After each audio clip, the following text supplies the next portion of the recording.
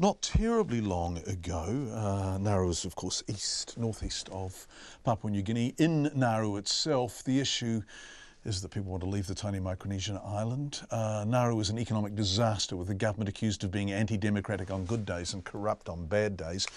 It's also home to the Australian Offshore Detention Centre, of course, where roughly 900 people are being held, 109 of them children. Now, last week, Checkpoint spoke to a New Zealand psychiatrist who'd worked on Nauru with the youngest asylum seekers, child and adolescent psychiatrist. He detailed depression, anxiety, self-harm and what's called resignation syndrome, effectively a psychological withdrawal so great it's almost a form of shutdown. Today, that and more was put in writing by the Refugee Council of Australia and Refugee Asylum Seeker Resource Centre, a report utterly damning of the centre itself and of Australia's continued use of it. The report's been released today for maximum impact as Pacific leaders begin gathering for the forum. Phil Glendinning is president of the Refugee Council of Australia. I mean, the situation is dire. We've got children as young as 7 and 12 experiencing repeated incidents of suicide attempts, dousing themselves in petrol, becoming catatonic. At least, and there are 109 children there at the moment, we believe. At least 2 people have killed themselves. Another 3 have died. Many more are trying to kill or harm themselves. The situation, quite simply, is that people have lost hope, and many of the experts that we've been talking to tell us that they believe that people that they've seen there are more traumatised than those in war zones or in refugee camps around the world. It's a very, very serious situation, and you know, it's we've got to a point in Australia, John, where we don't know what's going to move our government, because this policy has bipartisan support. We had an offer from the United States to resettle up to 1,250 people, but only 335 of them have left, almost 2 years since that agreement's been made. We know that the New Zealand government has been fabulous and has offered 150 people, but even Australia at this stage is pushing back against that. Let alone what the whole situation is doing also to the people of Nauru, who are our neighbours, and we're treating them like a third-rate colony.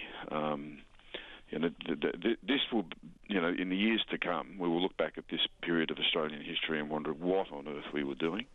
And it's my belief that a Prime Minister will rise in the Parliament one day and make a formal apology on behalf of the nation, and there will be millions and millions of dollars of compensation that will need to be paid.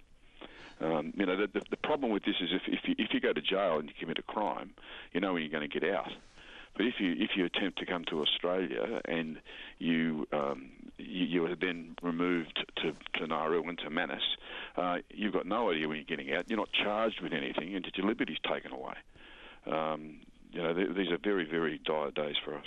And if I look at the report, page 13 asks the question, getting them out and how that will happen. And to be frank, you kind of draw a blank on it. There was a suggestion that America would take more, but under Trump, and these are people who've been certified as refugees,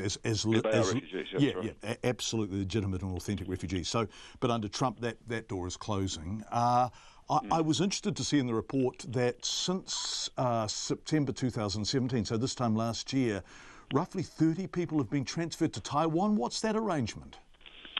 Well, that's one that's been sort of done on the QT, as they say.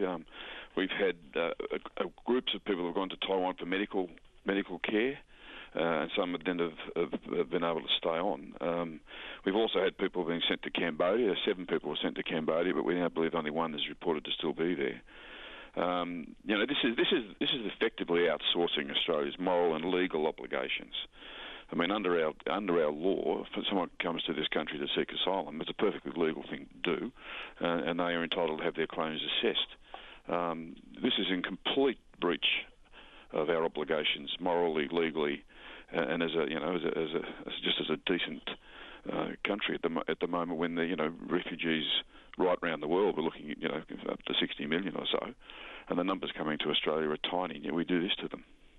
I want to go back to the fact it's bipartisan. In fact, it's been bipartisan since the Pacific Solution in 2001. So this isn't just a very conservative right-wing government doing this. This has support from the Labor Party and has done since 2001. So how is Australia going to address this when basically all the parties in Parliament except the Greens support it? Yeah, that's true. Nauru. The Labor Party, however, and I'm not you're right, the history's been bipartisan.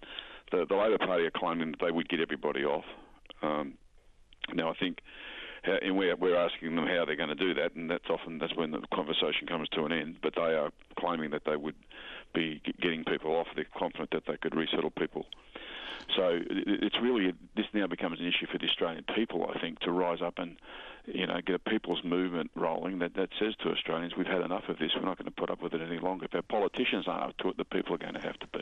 But always beneath that in Australian life is the subtext of the line that Peter Dutton runs, and we've tried many, many times to talk to Peter Dutton, and that is, how many refugees did you say a couple of minutes ago were on the planet at the moment? About 63 million. Right, and so people, Peter Dutton... Well, 62 million who are displaced, and about 24 million of them are refugees. Right, so Peter Dutton will say, if you let these people off Nauru, they will all get in boats and head for Australia. Yeah, well, that immediately says that the Australian military, which are up there and stopping boats, are basically incompetent. The bottom line here, though, is if you actually helped people before they got in a boat, like the Fraser government did, like the Whitlam government did, like the Hawke government did, when they acted in a bipartisan way, when there were far more people in boats heading towards Australia after the Vietnam War. The politicians got together then and decided that you would assist people in the region before they got in a boat, and they managed to resettle some 2.1 million people in 8 years all around the world, and including a good number that have come to Australia and have been wonderful citizens. So we know historically how you are able to fix this. My concern is that some of the politicians and the minister who sees himself as a nation's policeman were quite happy to use these people's situation for domestic political gain. This has been seen and as a way of winning a marginal seat in the western suburbs of Sydney, Brisbane and Melbourne. And it's, and that's as simple as that, frankly. One final question. If it is seen as a way of winning a marginal seat in the western suburbs of Sydney, for example, doesn't that speak to the fact that this is scratching an Australian itch? I mean, doesn't it speak to the fact that actually what's happening in Nauru is supported by a significant number of Australian people? Well, two things I'd say about that. I think the vast majority of Australian people have been lied to. I think they've been told that somehow by doing this you're tough on people who come by boat, who are tough on people smugglers, when in fact it's like shooting fish in a bucket. The people who come, particularly, I spent a lot of time in Afghanistan. They're coming for a pretty clear reason, and that is that their lives are in danger and at risk, and they are found, the vast majority of people who come by boat, to actually have valid claims. So I think Australians haven't been told the truth, and part of the reason of keeping them offshore in remote islands from Australia is to keep them away. The second point about this is, the race card does work in this country, tragically. I mean, you won't find many white people in Nauru, and we've just seen the minister here recently has intervened to allow 3 au pairs come who got connections with the people who put in the application. So, that's the second thing. Historically, we know that. Just ask any Aboriginal person. Now they probably could argue they had a problem with boat people, but we don't. There are solutions to this. The seeds of this, I think, lie in that, as you said, the Australian niche, lie in the unfinished business of our history. The unreconciled Australia. We are nowhere near getting this as right as New Zealand has done, or the United States even, or Canada, Finland. We still have not recognised Indigenous peoples in our constitution, and I think that unfinished business lies at the heart of a lot of this capacity to be harsh and to see people through the prism of their origin, their race, their creed, their religion, rather than the content and capacity of their character, which actually flies in the face of the Australian reality. We remain, one of the most successful multicultural nations on the planet. And the vast majority of us, or our ancestors, came here by boat.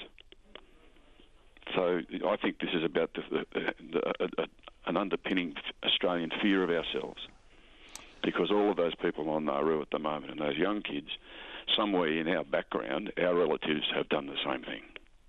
And they didn't get this treatment, though.